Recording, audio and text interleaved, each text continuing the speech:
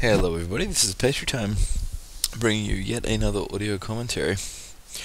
This audio is going to be a little bit different from what I've done recently anyway. I will be doing an audio on Rain when she comes out, as the patch is going live tonight, which is part of the reason I decided to record and get something up so you guys have something to do while you're waiting for the patch. And yeah, I decided to do something a little bit different. What I've got here is a practice of my team, Intangible Elements, actually playing in a normal queue game. It's essentially just we're having a ranged fives practice. So this is one of those games. I'll cast out lineups in a second. This will be kind of a cross between a shotcast and commentary. So just keep kind of as a warning, keep that in mind. Whether you like that or not, that's up to you guys. Let me know in the comment section at the end of the video. But yeah, so I'm going to actually going to be focusing less on champion kind of related things in this video, and we'll be focusing more on kind of team play, map awareness, mechanics, just kind of anything I see. I want to focus more on League of Legends as a team, the team game aspect of it. Then just kind of this is how you play X champion. I'll turn the sound down a little bit too loud there. Anyway, I want to make sure I can hear over it. So I'll just cast out the lineup real quick where everyone's kind of here. We've got Oracle here, or Oracle here on Amumu, who's going to be jungling. Oracle is our primary tank and jungle player, so mad props to him for being awesome and usually bringing out the jungles whenever we need him to. And he's got one sick Amumu, so you'll be seeing that this game. I've got I'll move my mouse over it. Zoltan the bomb here. On Karthus, he's our main mage player and usually our second solo. So he's here on Karthus. Karthus was a bit of a weird choice, but he wanted to play him, so I said I didn't mind too much. We've got Hasbardicus here in the bottom is Kog'Maw. Hasbardicus is our main carry player. And he's playing Kog'Maw. He's been played Kog'Maw for ages, so he decided he hadn't played enough Kog'Maw recently, so he's going to be playing some Kog.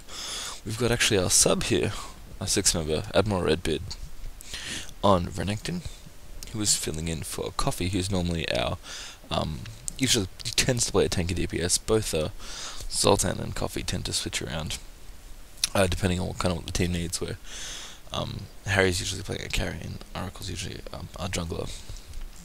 So we are up blue here, just protecting me if you want to know what we're all doing. We're actually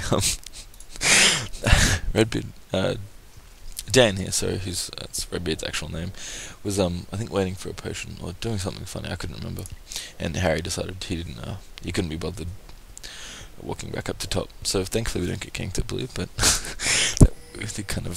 that was kind of funny. Anyway, so Coffee's usually in a duo lane with me. Harry and I tend to have Harry says Bodicus, by the way, tend to have the same role in pretty much all games. He's a carry. I'm a support player. You guys couldn't tell. I'll talk about me in a second.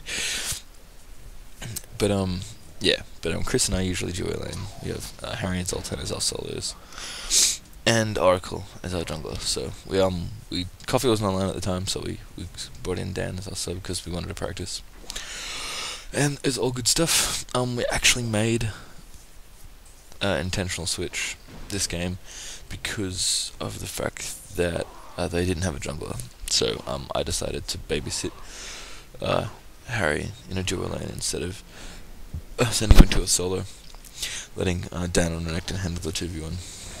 And that works out really well for us. You'll see that we've got Maokai and Xinjiao, two pretty good harassment characters who are kind of unable to harass for most of this game, which is pretty sweet. Yeah. I was going to say something and decided against it. And of course, I'm a support player generally. I usually play Janna or Tarek, depending on the game. I've played Sona, I've played Soraka, I've played Lux, Blitzcrank. I've played pretty much every support you can think of. Big support player, love supports. I especially love doing this more kind of European style of babysitting a carry in lane. As you'll see, I'm kind of hanging back. Probably a little bit too far. I could probably be closer. So that's a fault on my part. I'll definitely be pointing out good and bad things I see during this game, so trying to analyze it as best as possible to kind of just for me and my team. It's also for you guys, so you try and get more of a sense of how to kind of play together as a cohesive team. If any of you are looking to play arranged fives or start a clan or a team if you're in, then you can have that. Yeah, so kind of hanging back a little bit too far. I should be closer to him, but I'm staying certainly within shield range, and I'm trying to make sure that I can tornado easily. So I'm more concerned about where our enemies are than where he is actually. To be perfectly honest with you, so if either of them do try to charge into our carry, I can tornado them off him and make sure he's okay. So if you've never seen this before, try and get a hold of some European games. Wicked, I think, is the captain of SK currently. Has some really good games that a guy on YouTube called Generalizes. Whatever. If you don't know Generalizes' channel, then you shouldn't be playing League of Legends, because he posts just about every competitive. He takes pretty much every competitive stream and makes it a YouTube video on his account. So check him out. I'm subscribed to him, so you guys should go and subscribe to him as well. But yeah, if you've never seen this before, basically what happens is it follows a very similar principle of what happened in Dota and Hon, in that you have your supports feed all the farm to the carry, which is what I'm doing here. You see, I think I'm at 0 CS currently. Yes, I am. I was actually trying to be 0 CS this entire game, but I couldn't quite manage that. A gank's coming in here, which is why I'm moving up. Do get a tornado off. Red buff Mimi does come in, but sadly, lots of damage, but no kill. But that's okay. I do manage to grab a CS there, which they yelled at me for, which I thought was quite funny. But he was going to get it, I'm pretty sure. Anyway, so you basically feed your carry as much farm as you possibly can, and protect your mid lane. So the whole idea there is to protect your carry and give him a safe environment to farm in. This works particularly well against this kind of lane, which is the two kind of tanky DPS lane, which is what we're facing against, and it's very, very common. Very common these days. I see it quite a lot, especially in normal. I see lots of kind of two melees. It's almost like I feel like I'm playing Twisted Tree Lane actually sometimes in bottom lane, because it's usually like 4 melee tanky characters kind of battling it out, hoping to kill each other, which I think is pretty funny. But yeah, this breaks that particular setup up a lot, and because you have kind of a high damage champion that can deal lots of damage to the tanks. In this case, Kog'Maw can deal lots and lots of damage to the tanks. But you're able to protect him reasonably easily, unless there's lots and lots of stun. Like if this was Tarek Scion, this would be a lot harder, but there aren't many lane combinations that can easily resist Tarek Scion either, to be perfectly fair. But yeah, even something like that, the type play is probably possible to play around there. So this Renekton winning his 2v1 quite easily, which is part of the reason I made the switch, is because I knew Renekton, and especially Dan's Renekton, would easily be able to take it. Renekton's one of those characters that really feels a little bit ridiculous in a 2v1 lane, because it's just like, well, I have a level advantage and level 1 experience, and yeah, level advantage, and you can't really do anything, because you can still farm, you sustain in lane pretty well, and all that good stuff. You'll notice that I'm shielding Harry every single time a sapling from Maokai comes out, and I tornadoed Zin off him there. So there's really pretty much hard countering that any harassment that they could really do. You'll see my shield absorbs all of the damage now. I'm pretty much keeping on par with sapling. I am leveling Eye of the Storm, trying to shield first.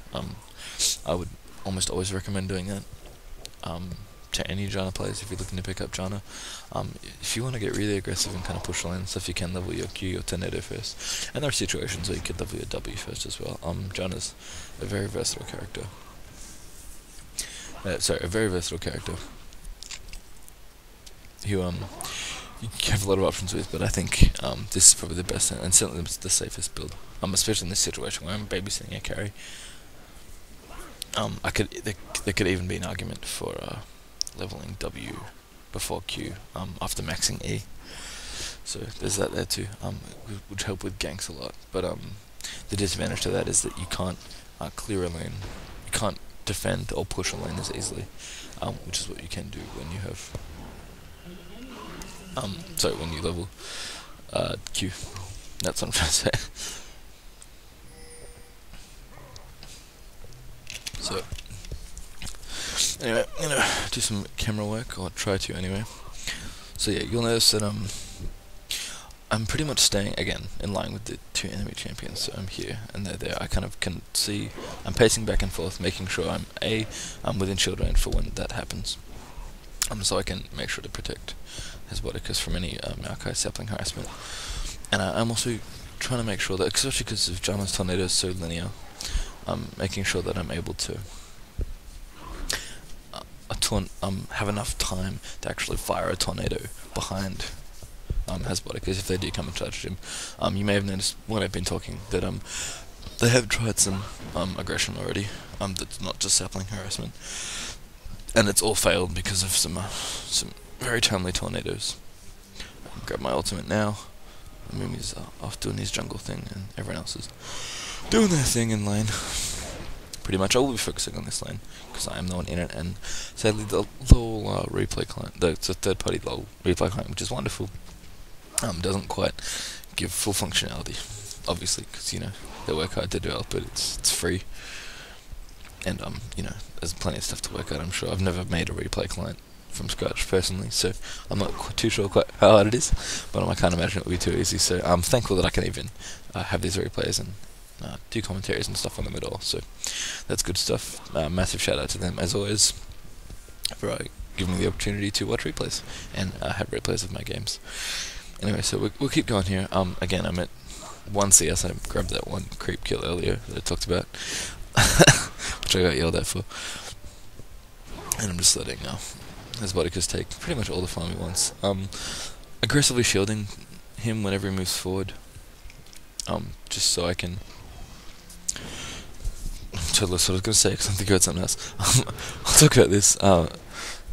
Harry's going to get a red buff here from Oracle, who doesn't need it at all, really.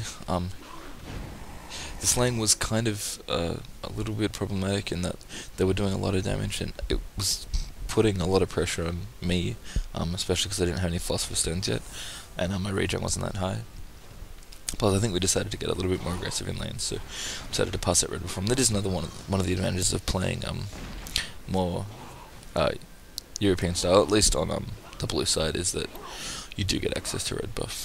It's kind of weird, actually, the way the buffs aren't parallel for either team, but you know, that's just how it goes, I think. Anyway, lots and lots of auto attacking, and they're pushing reasonably hard, so we're trying to keep lane control. We feel we can afford to be aggressive, especially since they don't have a jungler. So we've been making sure that stays all well and good. For those of you wondering if I am kind of hanging back to stay out of experience range, that's definitely not what I'm trying to do, because it's not really something you need to do. I mean, it's not worth sacrificing levels at all in this case. Anyway, a meme is coming now, so I'll talk about that. It's much more interesting. So a sapling unfortunately does end up in the bush, and they do catch him. So I don't think we're gonna get anyone lately, but yeah, plenty of... We're pushing this lane now. They're certainly feeling the pressure of red buff Cogmore, and now that lane's pushed, we both decided to go back, which is good. For those of you who are wondering what my build is, because it is quite interesting, I will be going for 3 Philosopher's Stones and Aegis Legion and Shirley's for free. I'm of the personal opinion that that's probably the best support build out there. If you're a support that can manage to do it, I would build that almost every time. You notice I've got 5 wards as well in my ward bank here. I've got, which is the new maximum after a few patches ago, and I've got a potion here too that I've had since I started the game. So I've been constantly warding, but freeing up Oracle or jungler to ward more aggressively or up top of the map. And, trying to stay on top of clairvoyances and stuff like that, which is all good. And I've picked myself up boots too. Certainly you at least want boots 1 as Janna, despite having a passive that gives you quite a good bit of mobility. You do want to stay nice and fast, and you should be able to outrun most people with a tornado and boots 1 and your passive. So add utility mastery, try to see what I have, without too many problems, which is all good. But yeah, in terms of runes, I don't really need to talk about them in this case because they're not particularly interesting, apart from the fact that I do in fact have gold per 10 quintessences, so I do have an extra 3 gold per 10, which with Philosopher's Stones is something like 15, it's 19 gold per per 10 seconds, yeah, because it's measured in gold per 10, all the items. So yeah, you'll notice that even though I have barely any CS, I think I might get over 20 this game. I've got 4 currently, because when Hasbodicus wasn't in lane, I decided to, do some farming. But yeah, and you still end up with pretty much all the items you need, really, on time. I went back for 1 stone pretty much as I could afford it, and boots, and I'll go back for the other 2 when I can afford both of them. It's kind of up to you if you want to aggressively pursue your Philosopher's Stones, but you should have most of it, I think, assembled by about the 20-minute mark. I mean, even without. I see another really nice tornado there. I'm keeping them both off Cogmore. And of course the counter harass is just absolutely ridiculous. That Maokai there took a crap ton of damage from the Cogmores. You'll notice some moves and going on top as well to do some ganaks, even some ganks. And we happen to be up just by a kill at this point.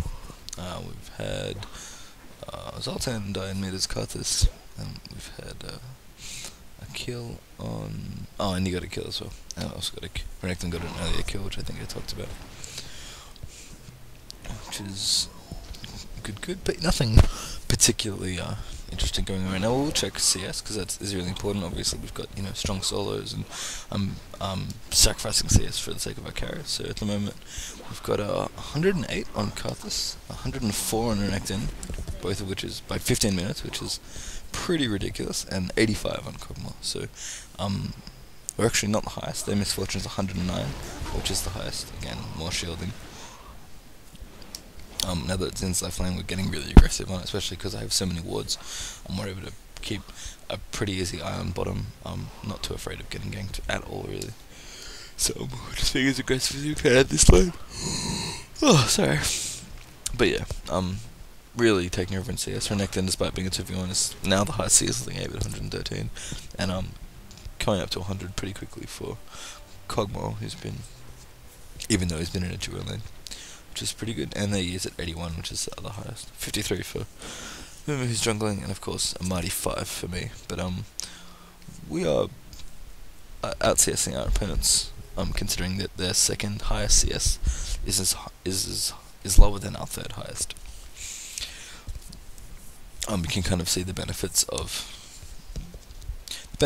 doing this kind of style, of babysitting a carry in lane like this. I do quite like this, especially again in the situation where we realised top would be a 2v1 lane, and sadly both Karthus and Kog'Maw weren't the strongest 2v1 characters, so we decided to send Kog'Maw down here, because my rune page never changes. I always go this build or some derivative of it, where I'm pretty much happy to give any character free farm in lane, which is good. So the problem is you guys want to play with me, knowing that I give you all the farm.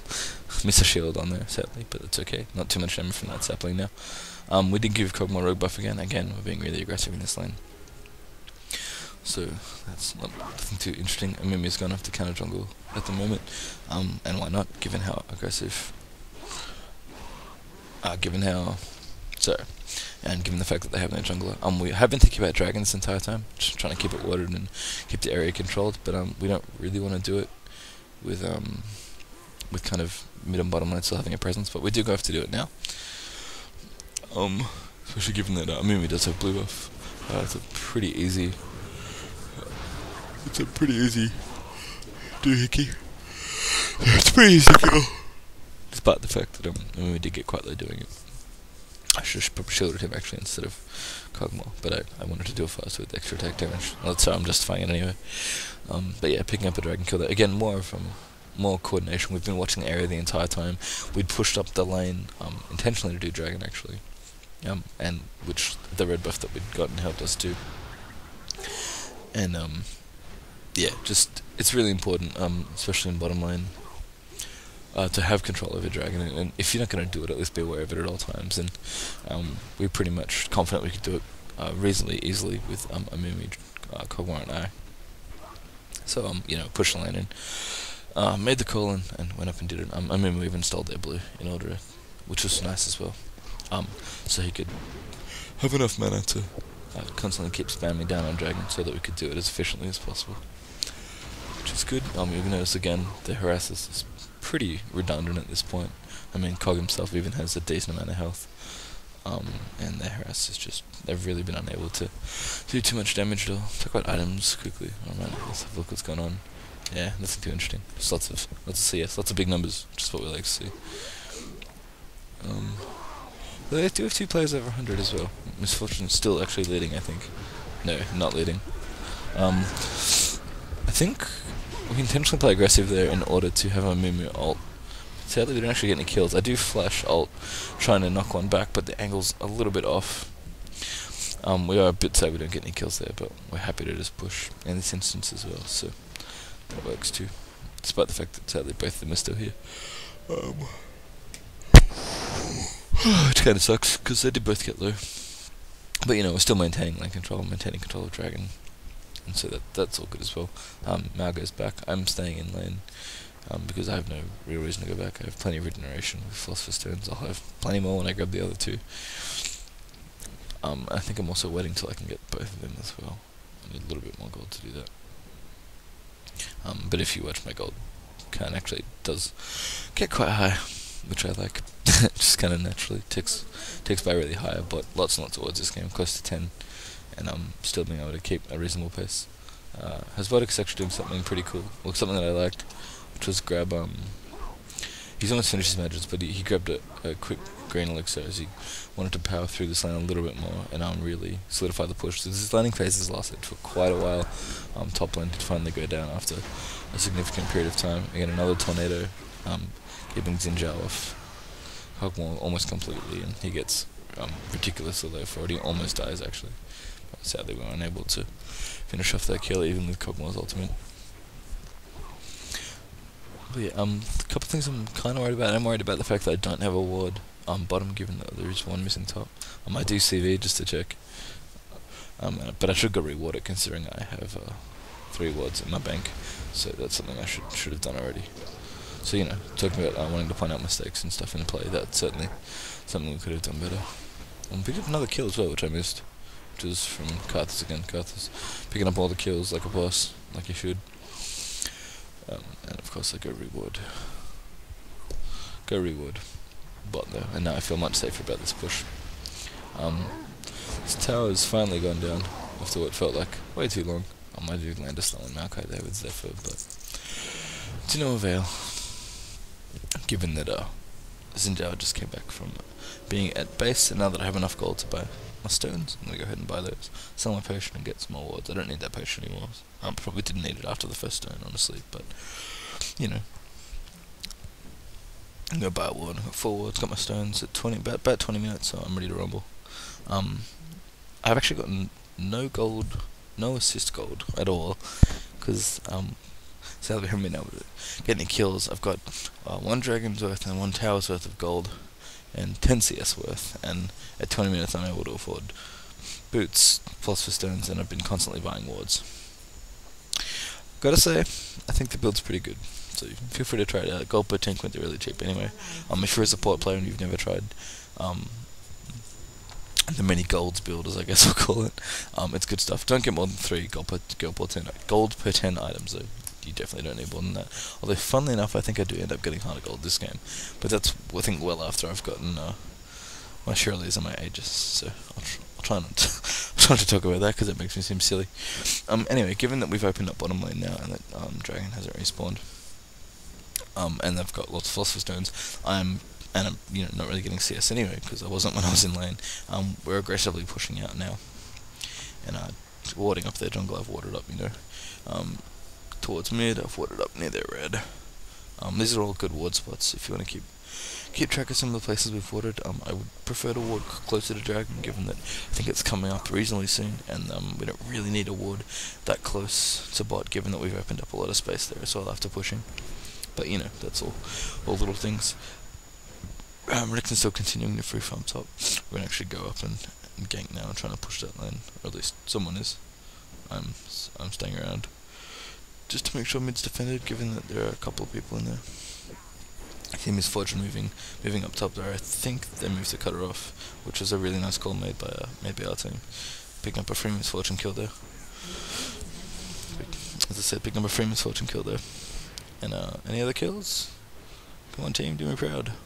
No more kills, but that aggressive ward placement and some really tight map awareness netted us a free kill on that carry, which is never a bad thing. And we even got the kill to our carry, which was good. You notice I failed to shield myself there, which I thought was pretty funny. But you know, my regen's so high, I don't think it matters. Dragon is up, so we'll be thinking about that again, certainly. Certainly try and keep the buff timers mentally in your head as best as possible. For those of you who don't know them off the top of your head, Baron spawns at 15 minutes, and there's a 7-minute respawn timer, I think.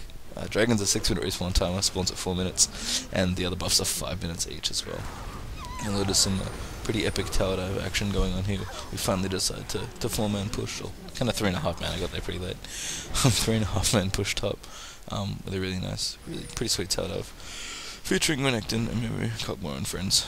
I guess I'm in friends, so... I was going to say Renekton and friends, then I decided to name all the champions, which is a bit strange.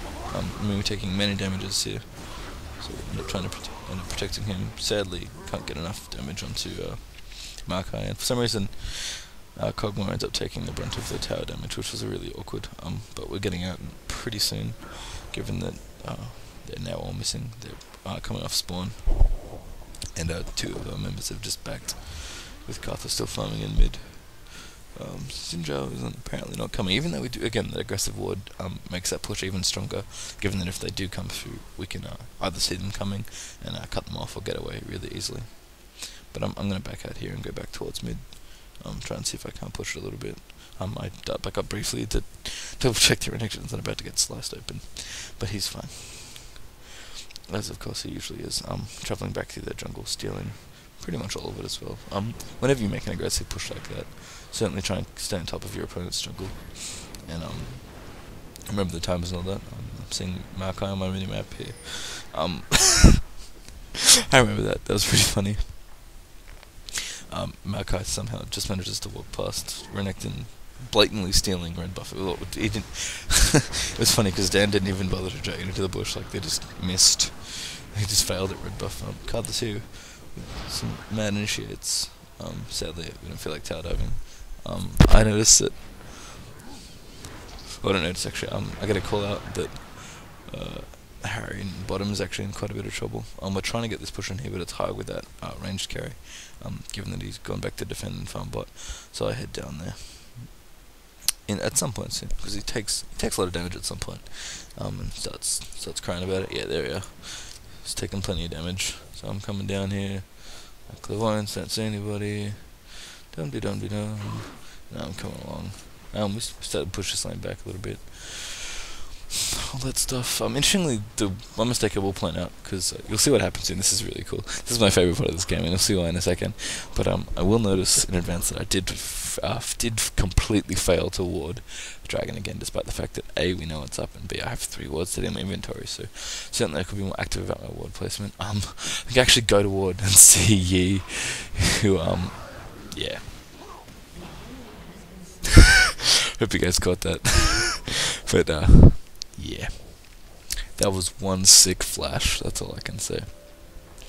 So just managing to save good old Hasboticus there from certain doom. Although if I had correctly warded like I was supposed to, I probably wouldn't have needed to. But you know, if that hadn't happened though, I wouldn't have had that part of the video to show you. So there is that. In terms of summoner spells on Janna, actually, I will talk about the fact that I do always love Clairvoyance. I would never not have Clairvoyance as a support. And I've changed. I've had like pretty much every other summoner spell you could think of on Janna. I think except for Revive. Yeah, that's correct. I've had every other summoner spell. I've had other combinations as well. I've had Ignite Flash before and stuff like that. As a support, one of your greatest strengths is definitely versatility. Because you're generally not farm reliant. You're not particularly level reliant, although it is nice to have levels, obviously. You're not too item reliant either, which I guess ties into being farm reliant. Given that you're also not too, so you're not really reliant on anything, you can kind of fill spaces pretty well. So, actually end up going for Randy Orton's Omen at some point in this game because Oracle, for whatever reason, said he wasn't getting it. Which was strange. You'll notice he's not getting Oh, he did get Aegis. I ended up getting Aegis still. I could have told him you shouldn't have gotten it, and I forgot, and he forgot that I normally get it. Anyway, that again, we could work on that too in terms of communication. Although, the fact that the two members that would see the Aegis twice, him and me, is pretty good. Pretty good. So can't complain too much about that. But yeah, could have been a little bit more coordinated with the item there. And generally, if you have aura items, you should try and spread them evenly around your team. I prefer having Aegis on your support as a general rule, though, because A, you want your tank to absorb more damage now, and Aegis doesn't really offer all that much to you, in terms of protection, especially late game. And B, as a support, you're generally quite squishy, so having that added protection is really good for you. Anyway, I don't have Aegis yet, but I could afford it. It is true that the tank, in pretty much all cases, would have it earlier. If I wasn't building it this game, I would probably just build Shirley's into... I would consider building Soul Shroud, although I generally don't build it and I don't think we need it. Or I would build, I don't know, just kind of a more personal item, like Banshees or something like that. It would depend on the team, really. But Shirley's Aegis is what you want to build. So if you don't feel particularly under threat, those two kind of really powerful aura items are what you want to be going for. Really nice Banish Toss by Oracle there onto Master U to secure a pretty easy kill. Although we do end up getting Dragon stolen from us, which was kind of the disappointing. The funny thing about this game actually is that we just had Zoltan leave. He had something that came up suddenly that he had to go deal with. But considering the score is currently 10-2, we're obviously doing quite well. Just watch. I found it quite amusing. We didn't really we noticed he was going. We're like, yeah, whatever, you can go. We'll play it defensively. Try and play a little bit more 4v5 style. But I don't think most of us realized he was gone when we started doing things like team fight. We just kind of played the same way. So that's I like to think that shows that playing well is better than having a fifth player. Although you'd always, of course, rather have a fifth player. Just a couple little things. Notice bottom's pushing, so we're heading back down there to save that turret. Clairvoyancing. Oh, sorry, Clairvoyancing. They both check that their blue is up, which I think it is. Let me check. Yep, which it is. And making sure they're not coming through. And of course, giving all the farm to our carrier. Again, I don't need it. I'm gonna go back and get some items because I've got plenty of gold banked up from all my Philosopher's Stones and my mighty 18 CS. And so I'm gonna go ahead and pick up cooldown boots, which are really good on supports, especially Janna. Pretty much all the supports are good with cooldown boots. And given the new item change. Actually, given the introduction of Tenacity as a stat, which will be going live in this upcoming patch, one they should be doing maintenance on, like as this video gets uploaded. The new item with Tenacity on it that builds from Philosopher's Stone should actually end up being a really sweet buy, because now you kind of don't have to make a decision between, oh, do I need Merc Shreds or can I just get the awesome cooldown boots? You can now kind of get both in the same item, which is really good stuff, and also gives me something to build one of my other Philosopher's Stones into. So I'm really excited about that as a support player. I know that sounds like really lame, that I would be excited about an item that's essentially just an upgraded Philosopher's Stone, but I think it's super awesome, and you should all too. And Tenacity is some really good stuff. I think it's great that it finally affects silences, definitely. Which is Cogmore for a little bit. Kind of darting around. Weird. I'm basically just defending mid at this point.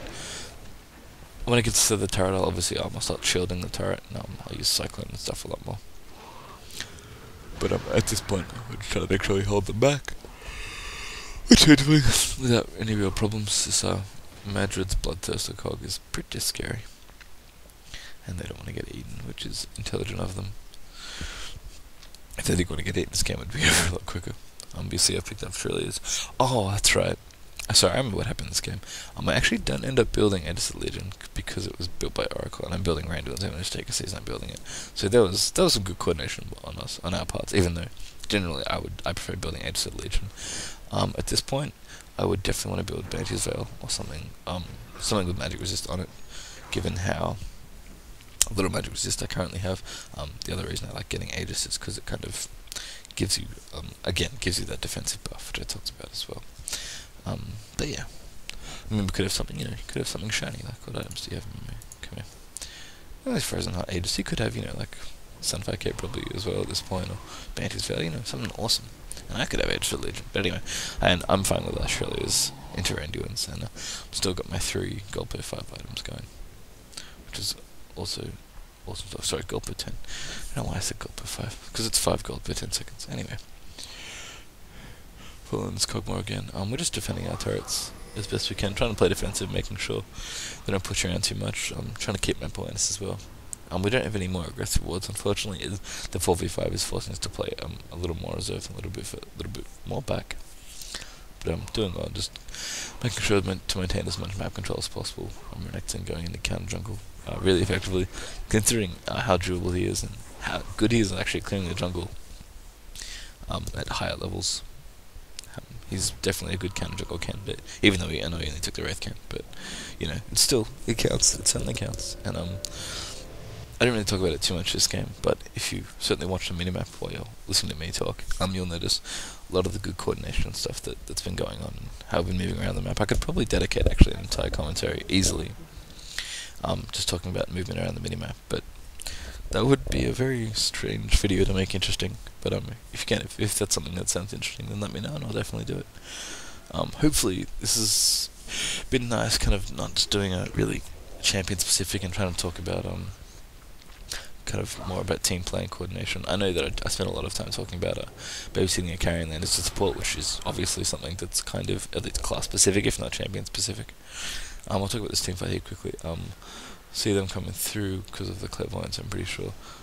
I'm not making my way back. Maybe my ult goes off. My ult goes off to just make sure that my carry has enough space to win, and of course now that they're ignoring our carry, he's going to eat everyone and end up cleaning up, even having tower diving in the end there, but renekton is more than capable of diving. Funnily enough, Harry decides to stand in tower range for a little bit, but that's okay because the tower goes down really quickly. Misfortune's ult almost wrecks us, at least deals significant amount of damage, but Amoom is on top of that bandage toss, and